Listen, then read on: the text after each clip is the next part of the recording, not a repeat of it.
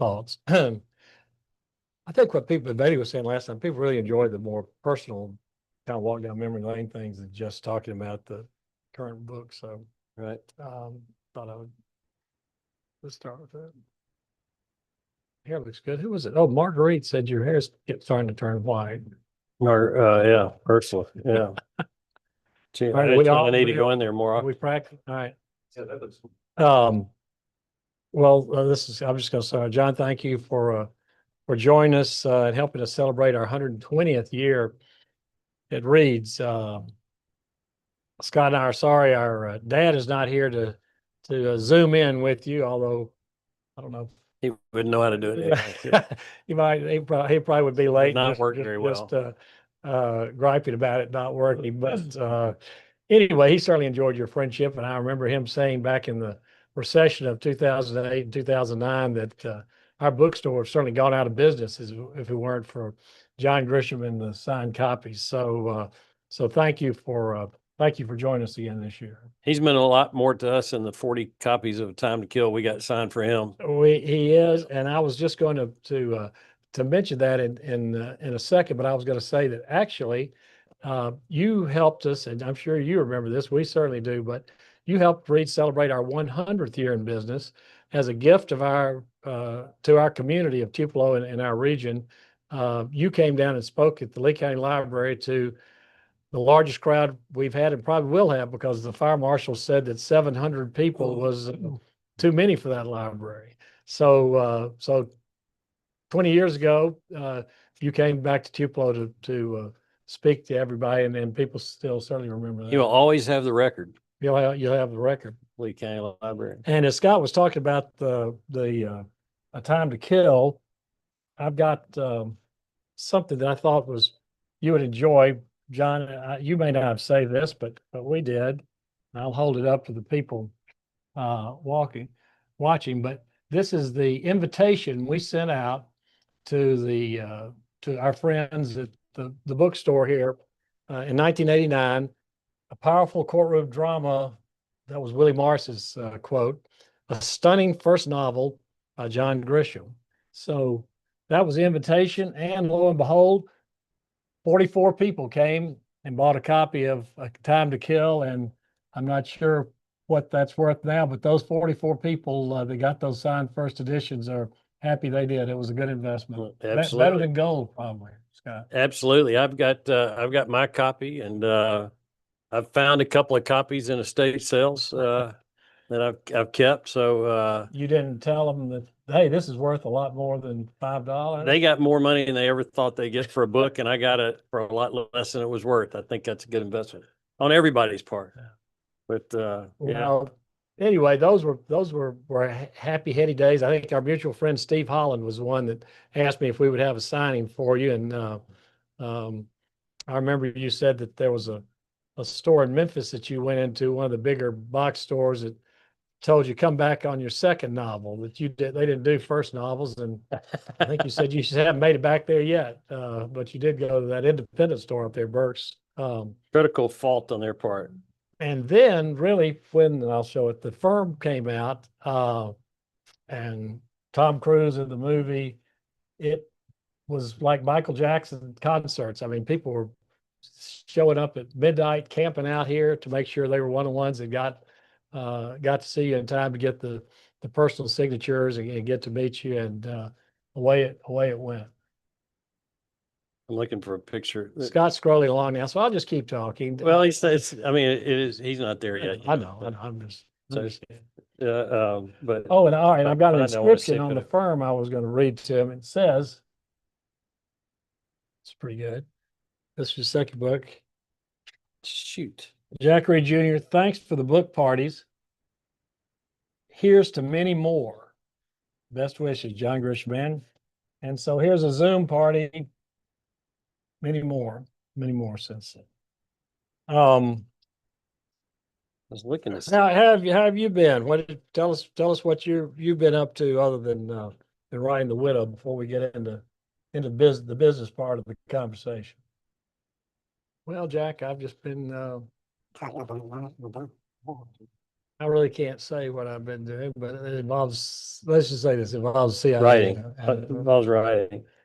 He's and got they've got a movie in the works that hadn't been committed yet with Jason Bateman, really, the partner. is Yeah, he, I was is gonna he ask going him to pay about that, that. or are you I supposed was to gonna know ask him about it. that? Well, you've always been, you've always had just a real intuition about timely issues, student loan debt. You've talked about, of course, your biggest, I guess, certainly one of your biggest passions these days is the Innocent Project, and some of those ideas have come out before, even with the Chamber, which was one of your first books about somebody on death row. That's certainly something you've been interested in.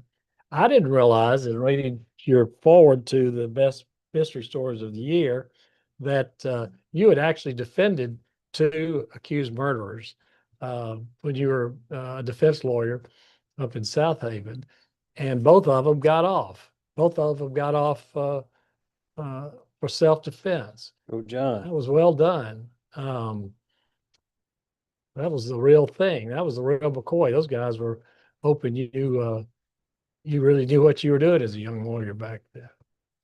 But I know that later on you said in that article that you had gone and witnessed a case of another fellow that had murdered three people with absolutely no remorse, and you were glad that he was convicted and sent away for a lot of Can you years. So can you see that if I put it up there? yeah, That's yeah. John and Dakin when she was deciding to Those look like Halloween, maybe. I know it was she came to the book signing that Did she go to? Maybe she'd been to Cats that's a, up at the orphanage. no, she hadn't. She just came to the book signing that way. Well, There he is. all right, all right. Well, here we go. John. John. Scott, Jack, what are you doing? Hey, well, we Just just hanging out. we just showed up. Thought we'd talk to you for a little while. How you doing?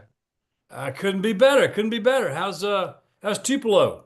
Well, we're great. We're great. Tupelo's still here, still trying to be a good progressive city, and still has an independent bookstore, thankfully, which you've helped keep in business since 1989. Always happy to help. Just keep selling the books, okay? Well, we are, and we will. I was His body just part. thinking before we talked a little bit about your current book, The Widow, and some of the other things that you've been working on. Just a short walk down memory lane. If We this, will start. We'll wait a minute because we don't start till 1. well, Scott's saying we should wait 1 minute, and Well, just because people are going to come on it. oh, we think just thousands of people are going to join us in 1 minute. All right, well, anyway, here we are. We'll just say hello again. All right. You in your office today, John?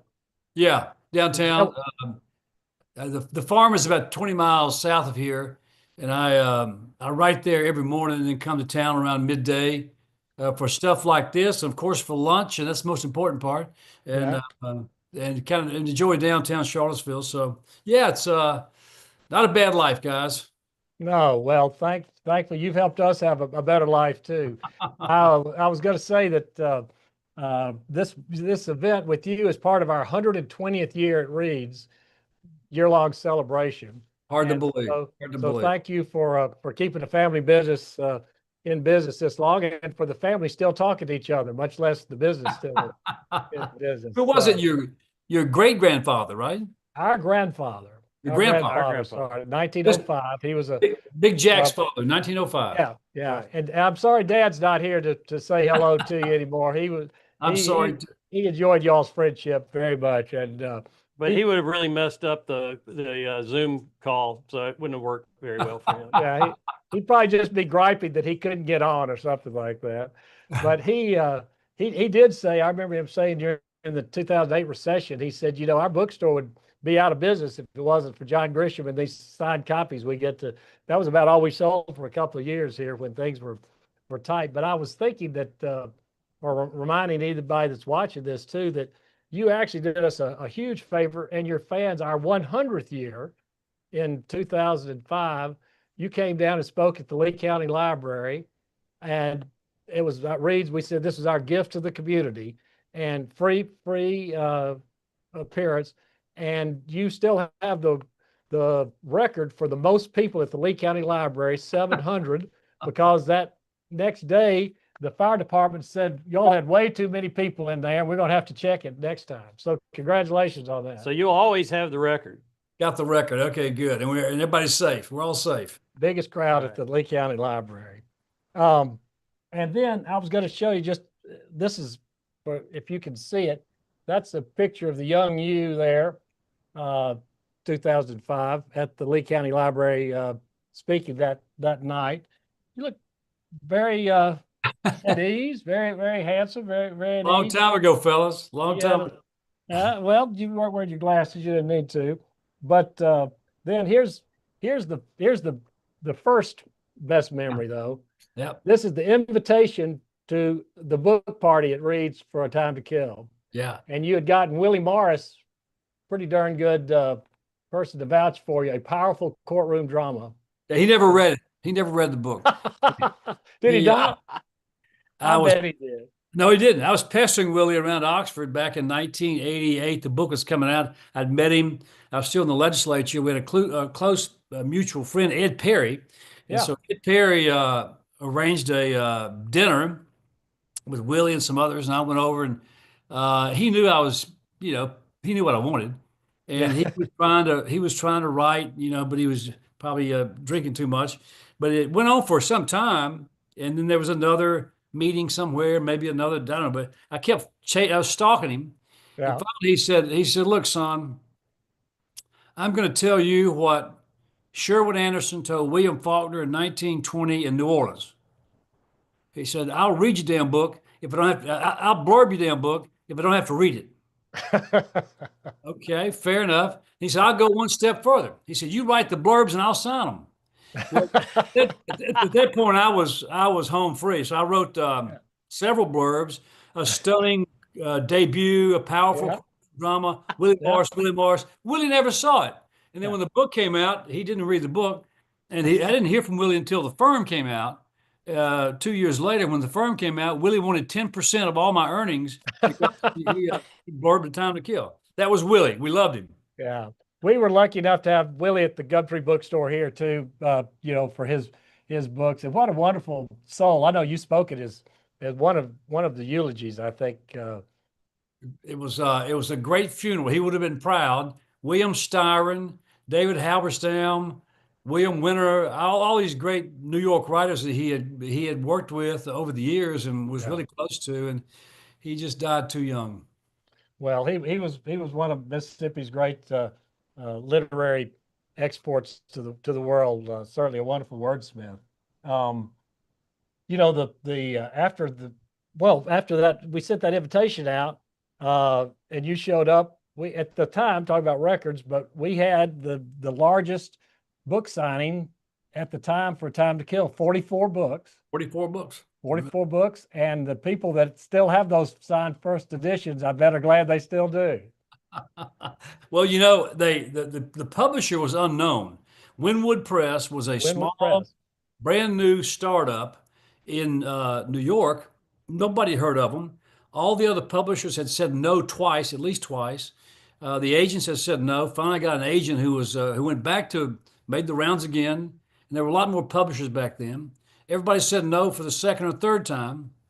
And then he found this tiny unknown press because the editor there was a guy he knew, Bill Thompson. And so he convinced Bill Thompson to buy A Time to Kill. And they published it. They had no money for promotion, publicity, nothing. They printed 5,000 hardback copies, and I bought 1,000. And I was going to try to make some bucks, doing a wholesale retail thing like you guys know so well. Absolutely. Hey, we're the last people in the world that actually sell at retail your books. And so I suddenly had to sell 1,000 copies of A Time to Kill. And so I went to everybody. I went to Steve Holland, my buddy from Tupelo. We were in the house together. And I said, do you know your librarians? Anybody? He said, sure, let's talk to the Reeds. Talk to the Reeds. We had a speaking engagement that day. It rained like crazy. Went back to the store, sold 44 copies of A Time to Kill. And that was a very good day. Still not a bad day for a book signing. No, it's not. Listen, there are a lot of first-time authors now that would love to see 44 people come in. No kidding. but those were good times. And then of course, when the Firm came out, and then Tom Cruise, and it began to be like a Michael Jackson concert around here. People would actually at midnight come camp out in front of the bookstore, Sleep on the sidewalk. sleep on the sidewalk so they could be in line to get one of those precious times to meet you. And you would, at least for the first several years, you'd even do, happy birthday to John from John, that Well, sort of thing. And then, with, then you yeah. nice enough to keep coming for 20 years.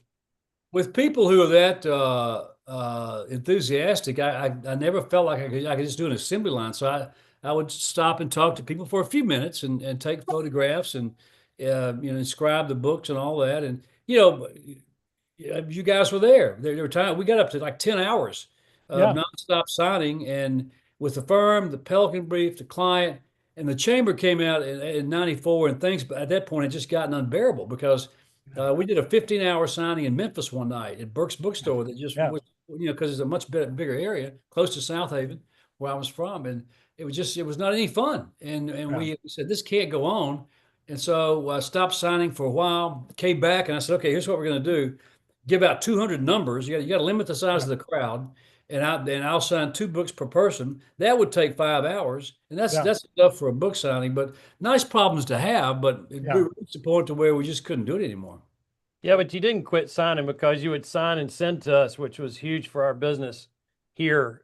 We would always get signed copies from you, which is really we can't tell you how much that has meant to the store over the years. And of course still does. And your readers, I mean, we've got, I don't know how many, but a lot of people down here in Tupelo in our area, Northeast Mississippi, that have every one of your books signed because of our relationship with them. They're on our mailing list, and it's it's a joy. It's something people are proud of, and I'm sure it's something you're proud of. Very much so. And listen, when A Time to Kill came out, almost all the bookstores said no. They didn't know me, obviously. They didn't want a new author.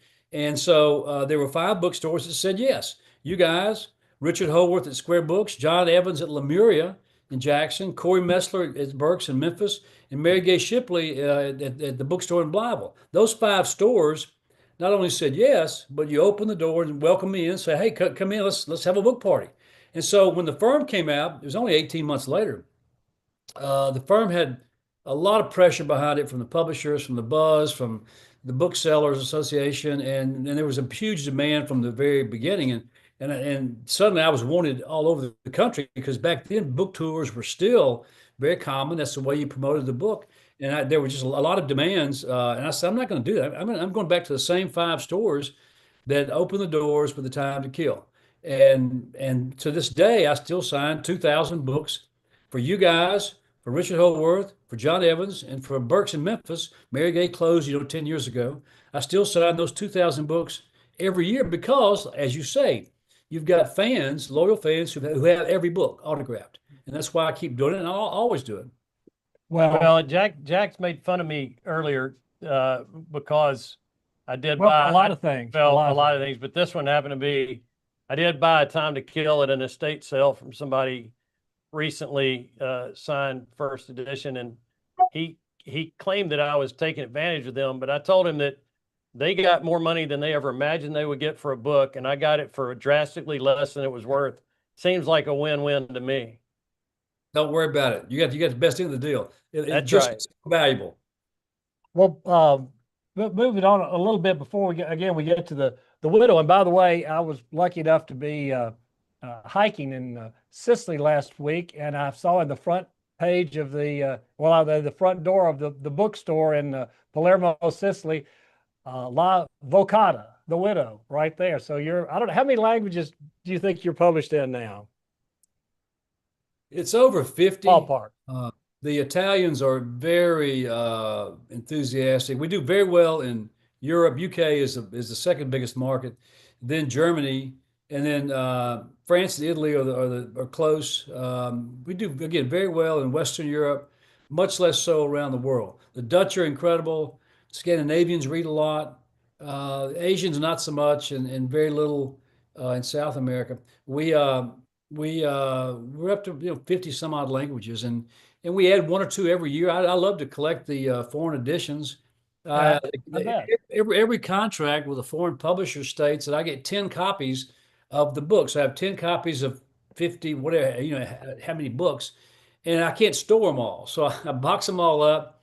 I send them to the library at Mississippi State where all my stuff goes. They had to build Yeah. a warehouse to put all the junk in and books in and manuscripts in. So I haven't seen it in some time, but I know it's very well taken care of. Well, Hey, go ahead. can I ask you, before we get to the widow, um, you and I talked briefly about this afterwards, but Framed, your book that you co-authored, that's about true stories of wrongful convictions, was, I sent you a note that said you can never use these in a novel because they're not believable enough to be fiction.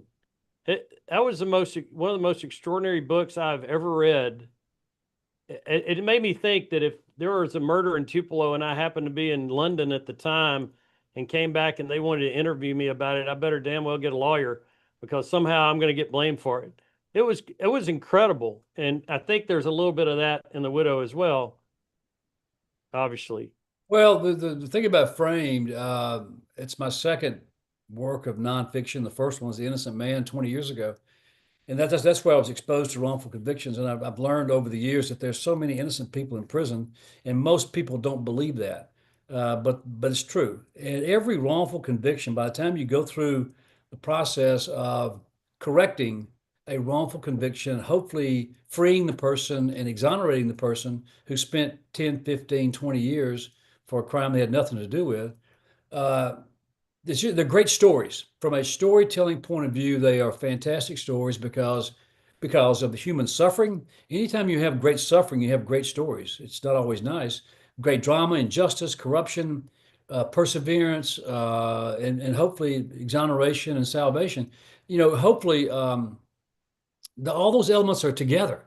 And every wrongful conviction could be a great story. I can't write them all, but I published Frame because I wanted to collect 10 of them, 10 of my favorites.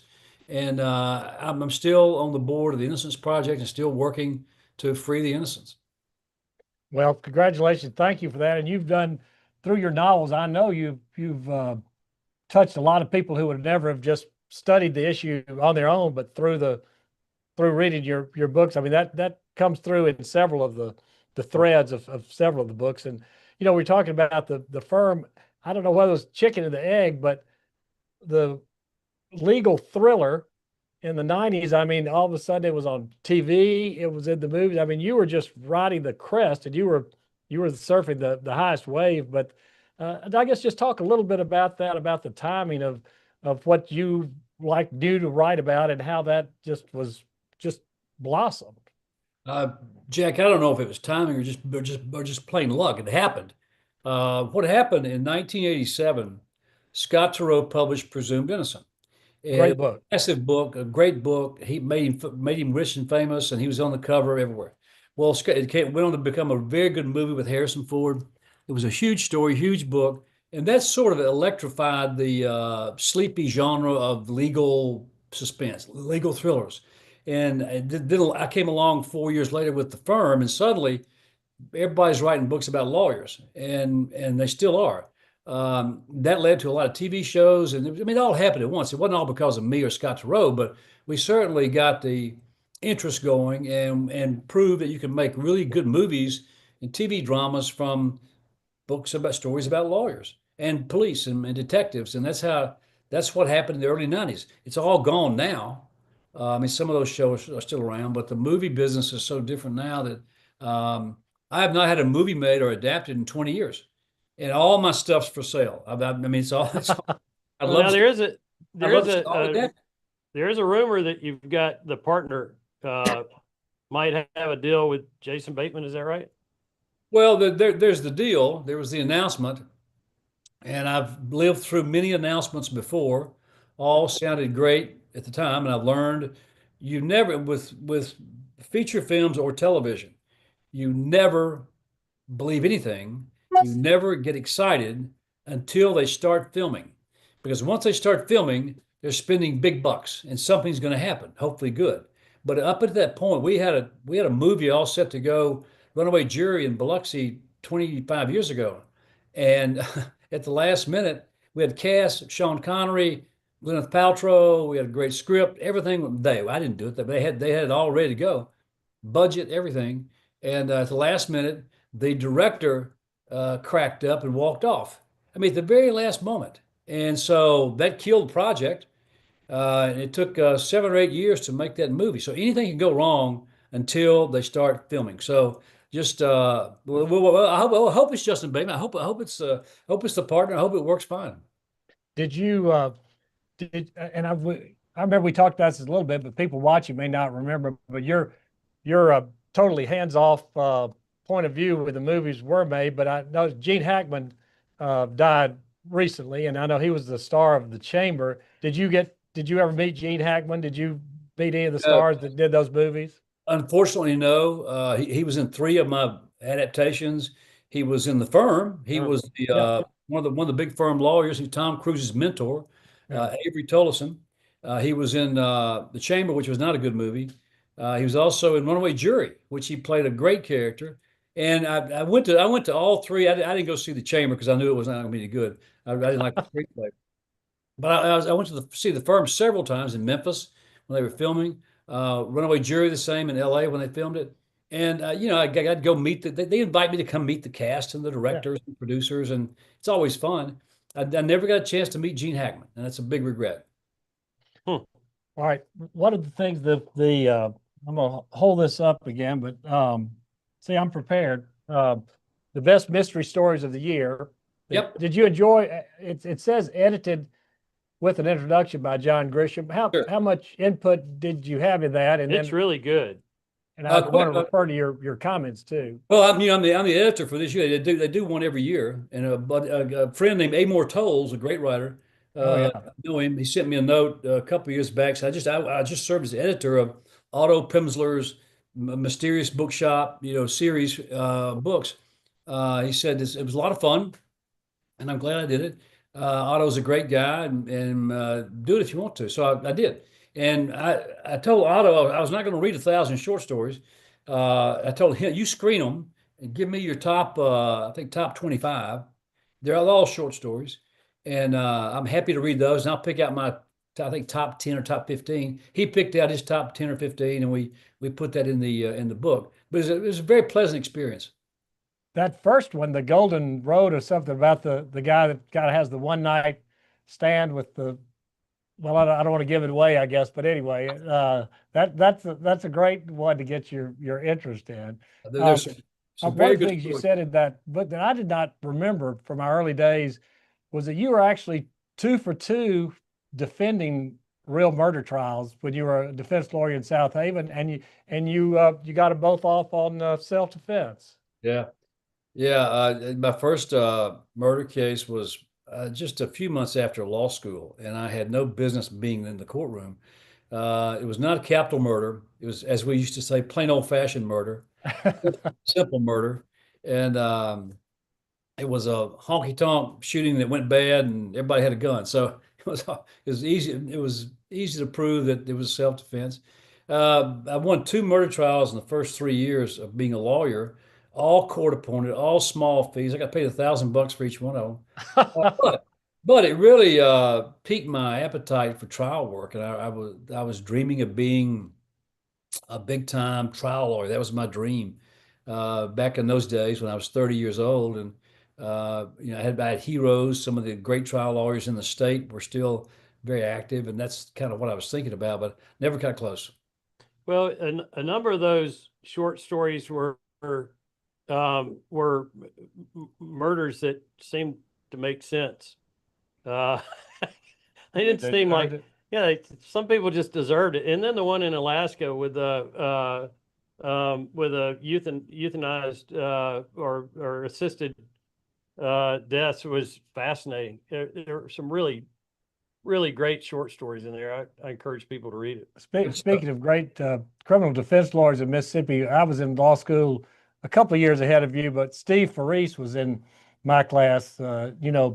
Steve, the Farices, and all of them, all the Farices in Ashland, Mississippi. Yeah. And he had a very high profile defense murder case of a woman who was reverend in Tennessee, was married to a reverend, and I called Steve. He was on the Today Show about it.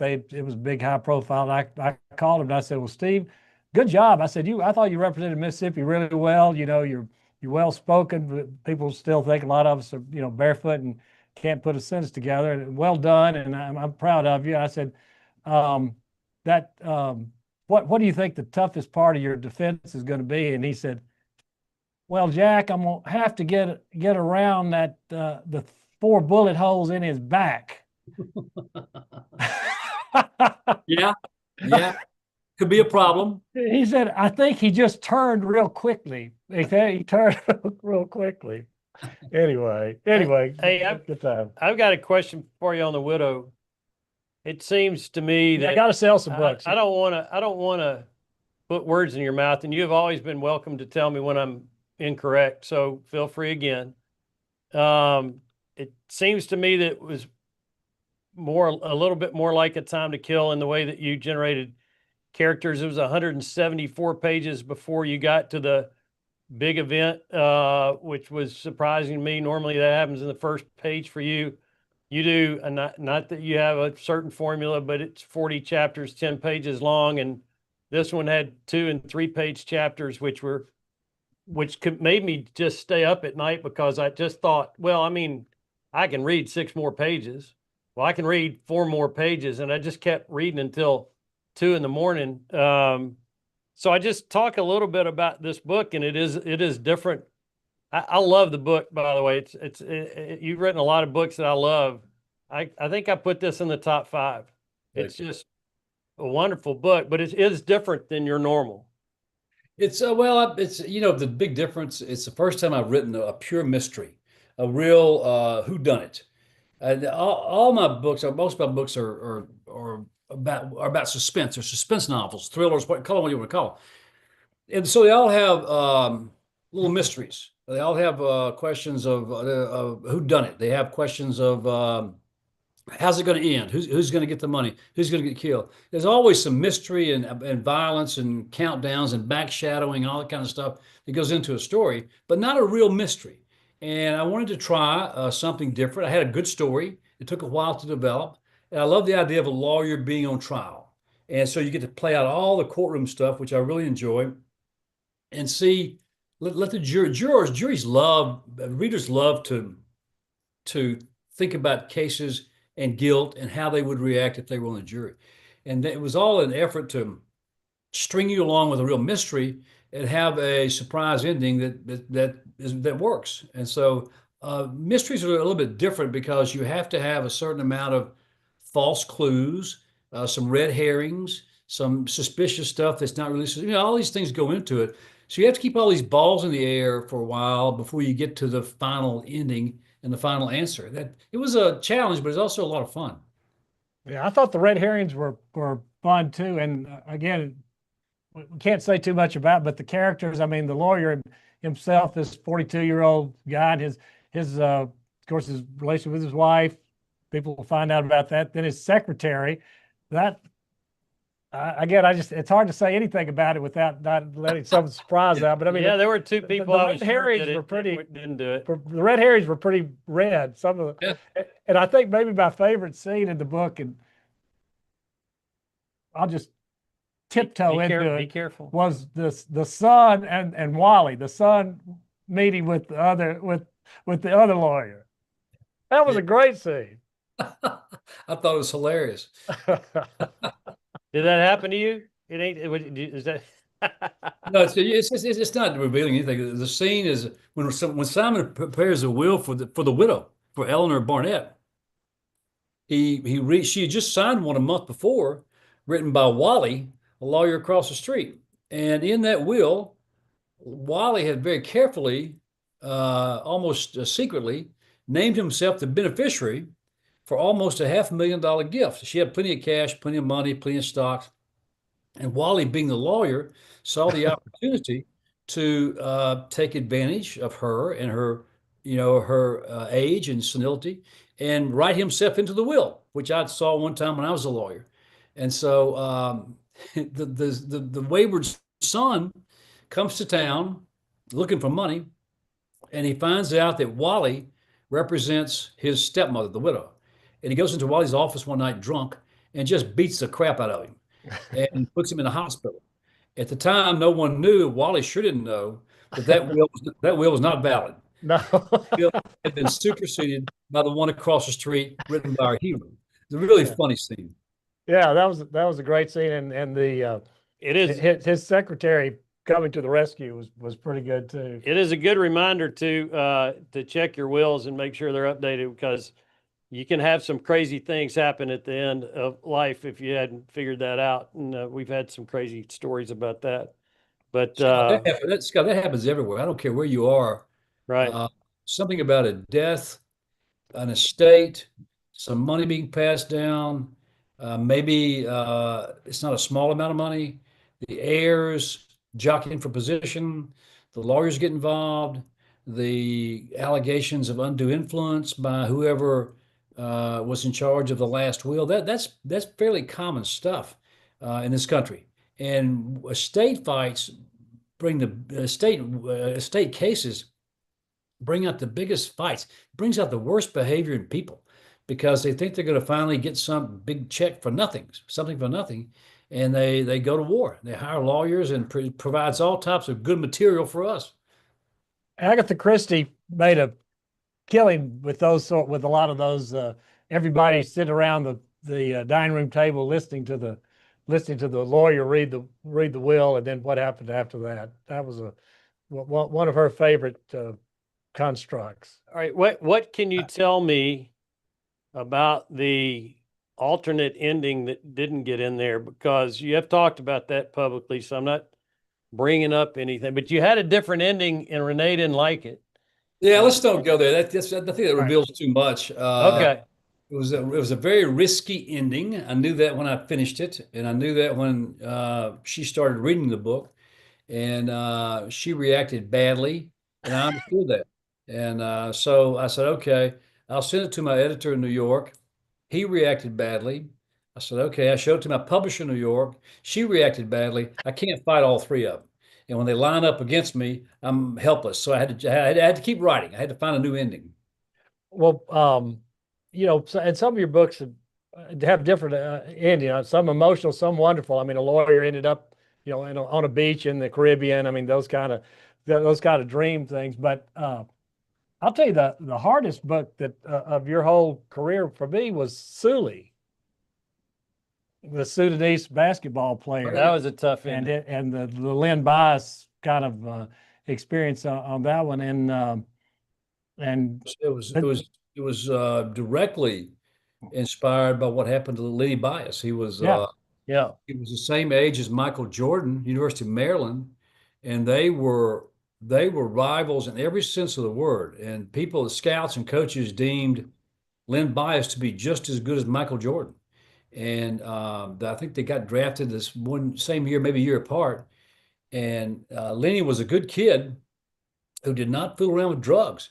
And he got drafted by the Celtics in the first round. I think he was a second overall pick, and went back to College Park, Maryland, went to his apartment, and some friends had drugs.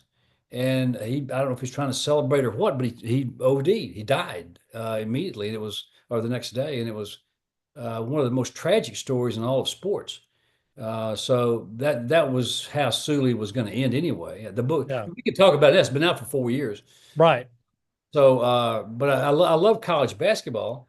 I'd written 2 football books, Yeah. and I waited and waited and waited for a baseball story. I finally got Calico Joe, and I realized I couldn't find any great or good basketball novels. There's a ton of baseball novels. The history of baseball has been well documented through literature. Less so for football, but still a fair number of novels. Almost nothing for basketball. And so I wanted to write a really good basketball novel. That's how Sully was born. Pat Conroy wrote a great memoir of his basketball career at the Citadel. I don't know if you read that or not. He was My losing season. yeah. He Yeah. was a great wordsmith. He spoke in Tupelo once, and he had a lavalier mic. He walked up and back across the stage at the library, And at the end of the Not as many people as you had there. no, not Just- 700. No. You've Just gonna got say. Pat Conroy covered. Yeah. But at the end of the meeting, somebody asked, he's got questions, and some woman said, "Do you realize your fly is unzipped?" Right, I was going to show this since you mentioned sports books. This is particularly favorite to me here in Mississippi, and of course your state. But the audio book. This is a copy of the audio book. The only audio book that I've saved of yours because it's autographed by you and Jack Crystal. Yeah. And I know all the Mississippi State people, or even Ole Miss people, just Mississippians, just his voice to have that on this CD is really cool. One of the greatest voices in sports. You think about great announcers. You think about Vin Scully and I'm not sure the college guys, but Al Michaels, some of the guys today. But Jack Crystal calling a football game was just incredible. Too bad he didn't get many wins. No. You watched Mississippi State football for 50 years. That took a lot of tenacity. Did you? I know you still follow baseball. I don't know how. Did you happen to stay up for 18 innings of the World Series game 2 nights ago? Not going to do it. I'm pulling for the Blue Jays, but I'm not watching the games. Jack, I've got to where I can't sit around for 2 or 3 hours and watch a game. I'll do it occasionally on a Saturday for an big SEC game, because I still love SEC football. The matchups are just, almost one per week. Great games, unlike any other conference. Of course, I'm biased. I can watch a game or two on the weekends or have the game on the television, but sitting up at night watching a 2 or 3 hour baseball game or a football game, I'm just not going to do it. I'll watch a little bit of college basketball on television because it's going to be over in 2 hours. And we go to a lot of college basketball games here at UVA and UNC. I love the College World Series. I like the regionals, super regionals. I follow that, but I can't just sit around, and I'd rather be reading a book. How are you doing as an unofficial commissioner of Little League Baseball? You still doing that job? Still own the ballpark. I'd be happy to sell it to you for a real cheap price. I've had it for 30 years, and built it 30 years ago. Just had our 30th season, and we have 500 kids every year in the ballpark, and I'm the full-time commissioner because nobody else wants a job, and I'm there all the time. I don't fix the fields anymore, but I take care of the draft, coaches meetings, closing. I was going to ask, because you used to zero-turn lawnmowers were a big deal for you back in the early days of that. I've cut many a baseball field and missed those days. Well, your fans, just tell a little bit what else is your outside of writing. What have you and Renee, your family, what have you enjoyed lately? What are you looking forward to in the next? Well, like most people our ages, once your kids get married and leave home, life slows down a little bit, and you have more time to travel, more time to spend together, more time to take care of family members, but also waiting for the grandkids. And we have 4 now. Our daughter Shay has 2 in Raleigh. Our son Ty has 2 here in Tupelo. I'm sorry, in Charlottesville, and we see them all the time, almost every week. Just spend a lot of time with them, but yeah, more travel, and enjoying life, but also working. I wrote 1,000 words this morning. That's what I do every morning. I'm always writing. If I'm home, I'll write 1,000 words early in the morning and then take off for the rest of the day. But I'm working, not hard. But what's your average word per book? 100,000. How many? 100,000. 100,000. Goal's 100,000 every time out, and I'm always somewhere around there. That's all I want to read. I don't want to read a 500-page novel. And when you write suspense and mystery and thrillers, the books should not be that thick. They need to be pretty concise and fast. That's what readers want. Yeah. Well, we really appreciate your generosity of your time and helping us celebrate our 120th year. And I want to show him something before we finish up. Scott wants to do something. This is that's a picture of Dakin and you years ago, and she just got married 2 weeks ago. Congratulations! Congratulations! Yeah, and so that's right. So I'll pull up the picture of her wedding. While you do want to say something about your upcoming shaking. Yeah, yeah. Let's talk about shaking. I've got my note right there. Shaking. Say, We're taking orders for it. It's Reed's Gumtree Bookstore right now. Pre-order. well, don't take too many. I'm not finished with it. I'm not sure when I'm going to finish it. Uh, it's a wrongful conviction case out of Texas, a death row case involving a guy named Robert Robertson, who's been on death row for 22 years for a crime that never occurred. And he got a stay. Last year, he came within 90 minutes of being executed. This year, it came within 7 days of being executed. And the court finally opened the door for his lawyers to go back to court to prove with a ton of scientific and medical evidence that there was no crime and he's not guilty. That stopped the execution, but he's Texas, so he's got a long way to go before he gets out. It's just a fascinating, as I said, these stories are incredible, and I'm writing and researching the story now, and not sure when I'm going to finish it because I'm not sure what the ending is. It's just going to take some time for it to play out. You know, and of course this happens in the states where it has to be unanimous anyway. But one of the points that you make that is so, I think maybe surprising to people that think, well, you only need 9 out of 12 a civil case or something. But how many are the unanimous that every single person on the jury is convinced that the killer was guilty? Yeah, I'm on the board of the Innocence Project, and we have, our number is now 375 exonerations in the past 30 years, all by DNA. So these are ironclad exonerations of innocent men. And it's amazing how you look back and every one of them, every exoneration involved a defendant sitting in court, facing police and prosecutors who were not playing fair, witnesses who were lying, and the jury believed them, and a unanimous juries convicted all 375, and 16 went to death row. So it's a broken system. That's why we should not have the death penalty because too many mistakes are made. People just make too many mistakes, and that's why we advocate against it.